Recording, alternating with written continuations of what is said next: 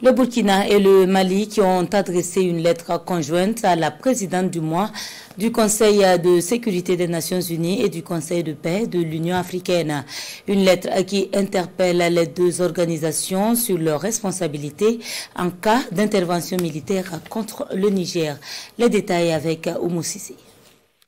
En marge des travaux de la 10e session de la Grande Commission mixte de coopération Burkina Faso-République du Mali, une lettre conjointe signée des ministres en charge des affaires étrangères du Burkina Faso et du Mali est adressée à la présidente du mois du Conseil de sécurité des Nations Unies, Linda Thomas-Greenfield.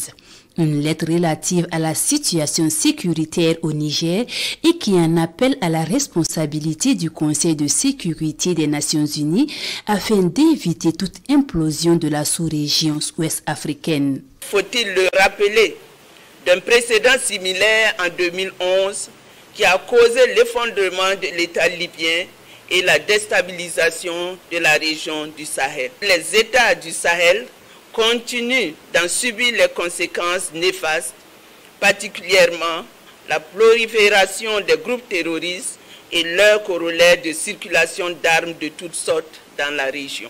Les gouvernements burkinabés et maliens ne sont donc pas pour une intervention de la CEDEAO au Niger. Mieux, les deux États considèrent cette intervention comme une agression contre un État souverain malgré le soutien populaire que bénéficient les nouvelles autorités nigériennes.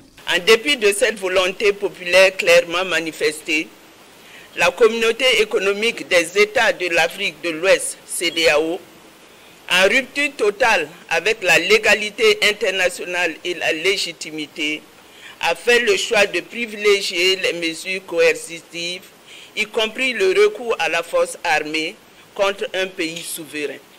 Le motif de cette agression cache mal les agendas de puissances étrangères prêtes à aggraver une situation sécuritaire déjà précaire.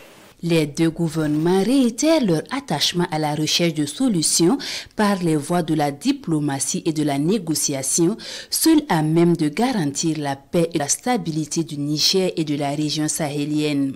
Les deux gouvernements demandent à Linda Thomas-Greenfield de porter la teneur de cette lettre conjointe à l'intention des membres du Conseil de sécurité et de la publier en tant que document officiel du Conseil de sécurité des Nations Unies.